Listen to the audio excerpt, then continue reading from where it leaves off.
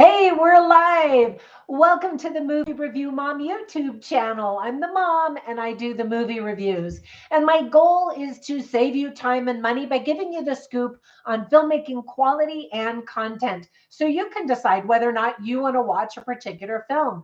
Yes, I am still catching up with the 2024 Oscar and Golden Globe nominations. And so today, the movie I'm reviewing is called September 5th.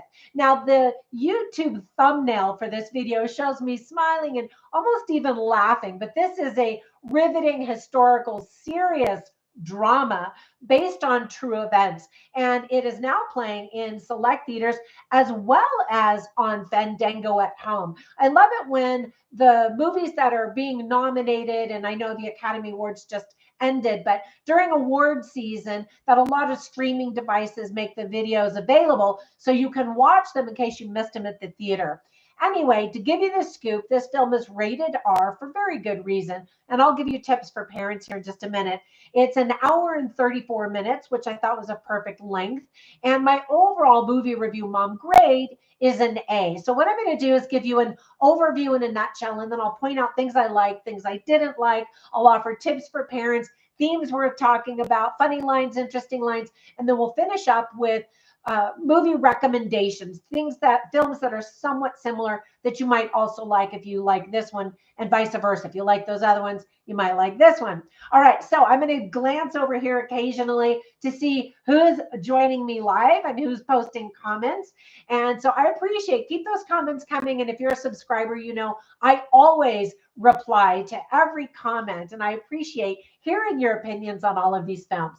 All right, so let's dive in. In a nutshell, German-Swiss filmmaker Tim Fehlbaum created a film that almost looks like a documentary in style. You feel like you were right there with the ABC News crew. He helped write it with Moritz and Alex David.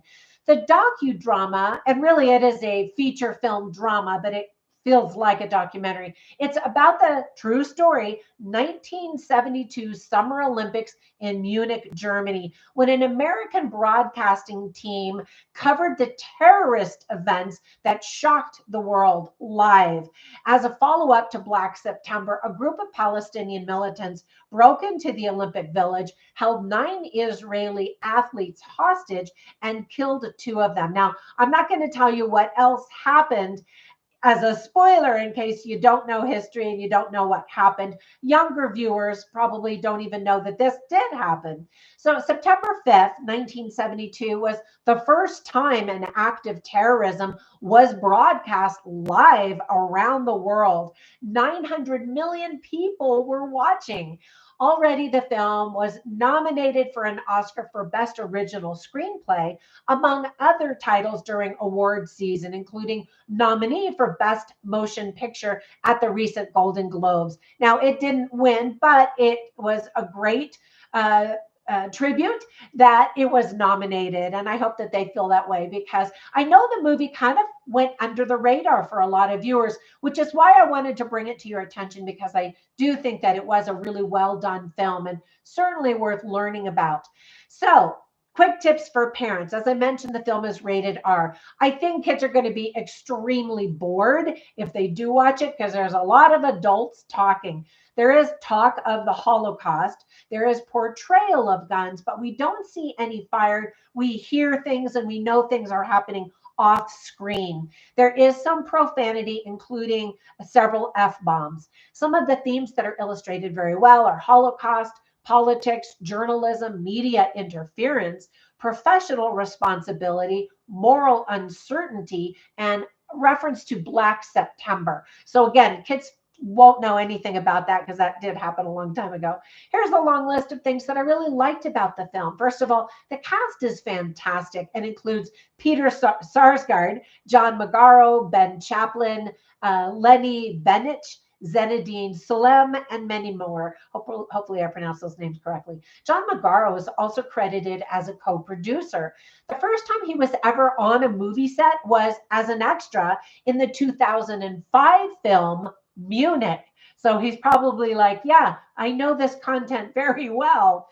One of the movie's producers was also Academy Award winning Sean Penn, the actor. The dusty color palette immediately takes you back to 1972, making this old ABC footage that we still see, real footage, seamlessly appear as part of the new film. It blends, it matches, it belongs with the new footage. We get to see original footage from the real 1972 Olympics in Munich, Germany. And it's the actual footage from the ABC broadcasts that were taken from their archives.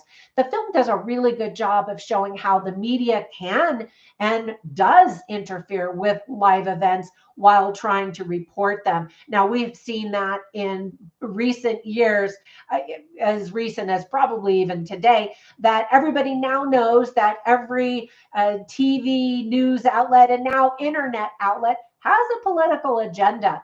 Back then, the journalists really were trying to not interfere and to try to just state the facts. But a lot of things have changed since then. The dialogue is outstanding, and it shows crew members on the news team debating what they should or should not cover as the hostage events unfolded. Some experts have said that the media coverage during those events gave rise to terrorists across the globe ever since then, seeing how broadcasted fear can be powerful. In other words, this movie is still very relevant in today's volatile world. This movie will give you goosebumps. The tension is almost nonstop. The tight spaces of the ABC control room and hallway allow you to feel isolated from the actual events, yet are the heartbeat of the news coverage that was seen worldwide. In the movie, we're told that more people watched ABC's coverage of this hostage crisis live than when Neil Armstrong landed on the moon in 1969, which is kind of amazing to me. After you watch this movie, you'll no doubt want to go online to learn more about the events. I love films that make me want to learn more and know more and immediately push me to the internet to find out, was this true? What was different? What was correct? All of that kind of stuff. And so in that regard, I think the movie did a great job. Really great editing as well. The movie is entirely from the perspective of the media, this news crew from ABC. To learn more about the Palestinian terrorists and the Israeli victims of the event, check out the 2005 movie Munich. You'll see some of the same exact footage used in that movie too. Again, real footage from the ABC news crew. It covers everything from September 5th film in about 10 minutes. The first 10 minutes, you're just like, whoa, whoa, whoa, whoa, whoa. Then the remaining 2.5 hours, it's a really long movie, show the aftermath of the 1972 Olympics and how Israel handled the terrorist attack. What did they do next? So if I would recommend the order, I would say watch September 5th first and then go back and watch that Munich movie because that is the continuation of the story. Now, when I was thinking of things I didn't like, here's a list of things that I came up with. Oh, first, let me look and see who we've got joining us. Hey, and no comments coming in yet. Sometimes you get really quiet. The reason I decided to do this at nighttime is sometimes I'll film in the middle of the day, and I know some of you are out there working and you missed the live. So I thought I would try it this time of day or evening just to see if maybe more could join me. Anyway, on to the list of things that I didn't like. Some viewers may not be interested in history, but most viewers will probably shrug their shoulders and say, it hasn't really changed how they feel about the unscrupulous media that we know today. Young viewers need to recognize that all of this took place in an analog era and with equipment that simply doesn't do what today's media can. Gen Z might be amused by the rotary phones, the two-way radios, reels of videotape, and even cigarette smoke filling the TV control room's workspace, which is almost unheard of today, right?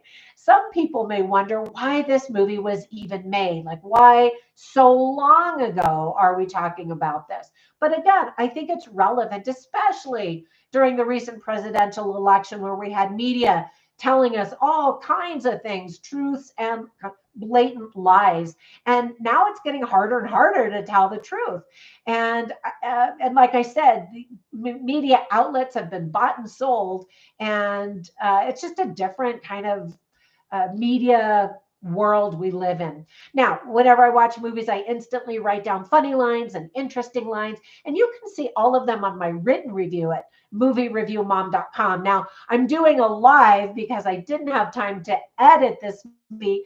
I lost my virtual assistant who's getting married, and of course, I'm very happy for her. But I thought I would do a live and get this one out there because, like I said, this movie did come out a little while ago. Anyway, so for the funny lines, I didn't write down anything. This is a serious drama. There are some amusing moments, some amusing banter, but nothing really funny, laugh out loud that made me want to write it down. But I did write down quite a few interesting lines. So, for example, Rune Arledge, who's played by Peter Sarsgaard, said, "It's not about politics, it's about emotions." Now, these guys are caught up with, do we film this? First of all, are we going to see murder on live TV, which was not allowed, or is it our duty to report as things are happening? Another line that he says is, "We're following the story wherever it takes us." And some of them were prepared to just play it out and see what happens. And others were like, nope, we got to draw the line somewhere. So here's an interesting line by Ben Chaplin's character. He played Marvin Bader, and he says, quote, "Let me ask you this. Black September, they know the whole world is watching. That's why they chose the Olympics. If they shoot someone on live television, whose story is that? Is it ours or theirs?" And I loved the debates that went on among these staff members.